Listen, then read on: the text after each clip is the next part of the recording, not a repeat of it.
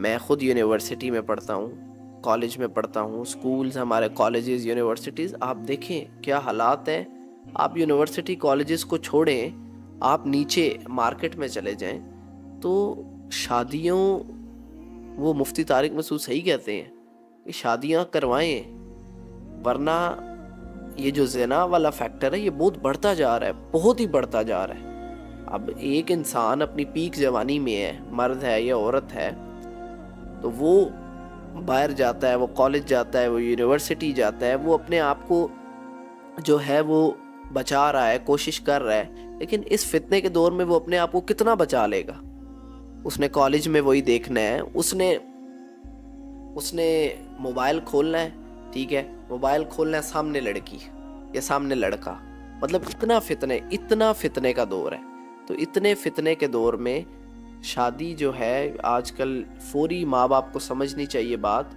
میں ایک ویڈیو دیکھ رہا تھا کہ علماء فرما رہے تھے، وہ یہ فرما رہے تھے کہ جو ماں باپ اپنی اولاد کی شادی میں تاخیر کرتے ہیں، لیٹ کرتے ہیں، اور اگر ان کی اولاد اس ٹائم پیریڈ میں کسی غلط گناہ میں ملوث ہوتی ہے تو اس کا گناہ ماں باپ کو بھی جائے گا.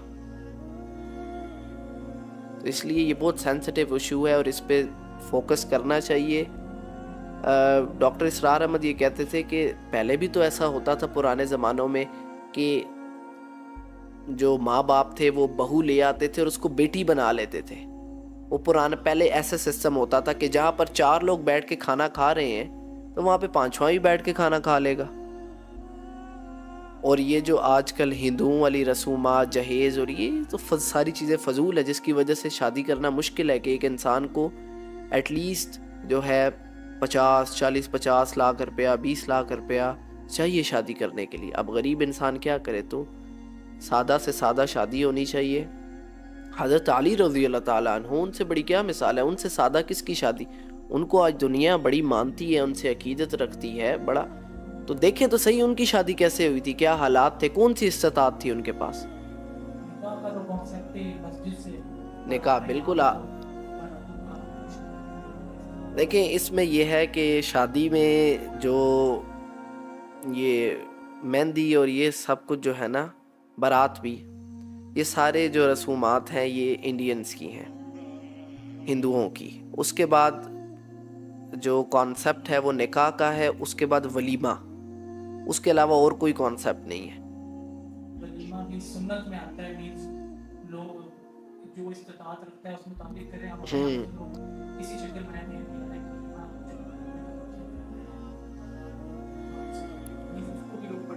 نہیں، وہ تو جتنی ان کی استطاعت ہے اتنی کر لیں، وہ تو ٹھیک ہے، لیکن ولیمہ ایک سنت چیز ہے، ولیمہ کریں آپ. نکاح مسجد میں ہونا چاہیے، سب سے جو ہے افضل چیز ہے.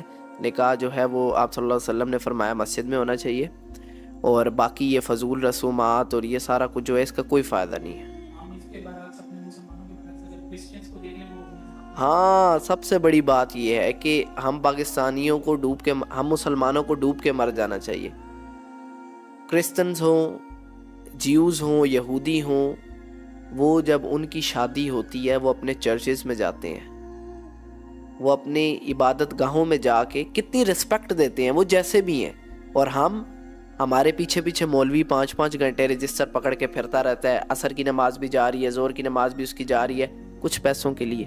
مطلب ہم نے کتنا جو ہے، جو ہمارا اسلام ہے یا ہمارا جو اللہ ہے یا ہماری جو مسجدیں ہیں، اللہ کا جو گھر ہے، مسجد اللہ کا گھر ہے، اس کو کتنا ڈی ویلیو کر دیا ہم نے. یہ بات آپ نے بہت اچھی کی ہے. تو یہ چیز کرسچن سے ہی سیکھ لیں، جیوز سے ہی سیکھ لیں، نان مسلم سے ہی. آپ دیکھیں نا، کیا نام ہے، ہندو مندر نہیں جاتے، ان کی اکثر شادیاں جو ہے وہ مندروں میں ہوتی ہیں، تو وہ کتنی رسپیکٹ دیتے ہیں، کتنی ویلیو دیتے ہیں. اور ہم نے مسجد میں نہیں جانا. آپ ویسے میں نے دیکھا ہے، میں سوشل میڈیا پہ دیکھ رہا ہوں آہستہ آہستہ نا یہ ٹرینڈ شروع ہو رہا ہے.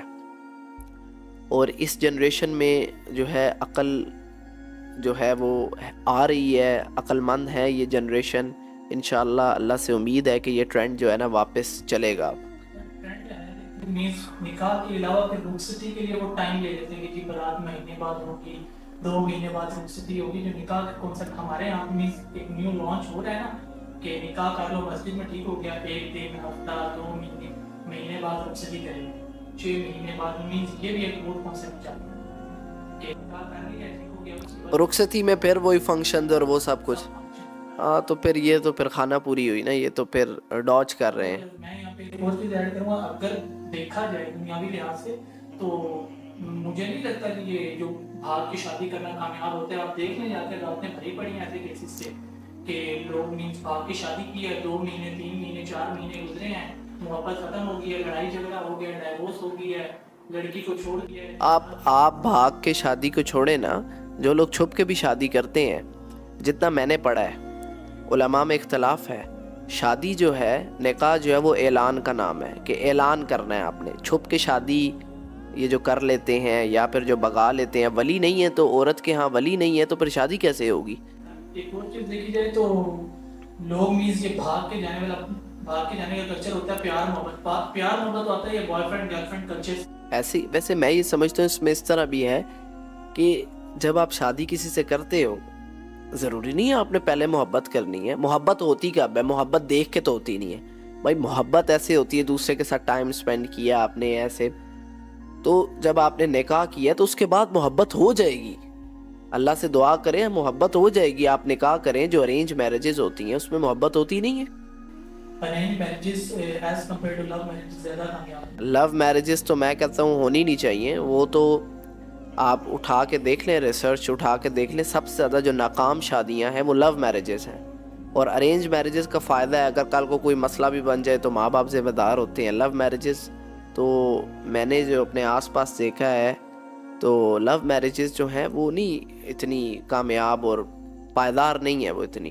تو ارینج میرجز صحیح ہیں. ارینج میرج کرو, اس کے بعد خود ہی پیار ہو جاتا ہے, محبت. آپ جس انسان کے ساتھ رہتے ہو پیار محبت ہو جاتا ہے, اللہ ڈال دیتا ہے ایک دوسرے کے دلوں میں. جب آپ نے حلال ایک ارادہ کیا ہے یا حلال طریقے سے کیا ہے آپ نے.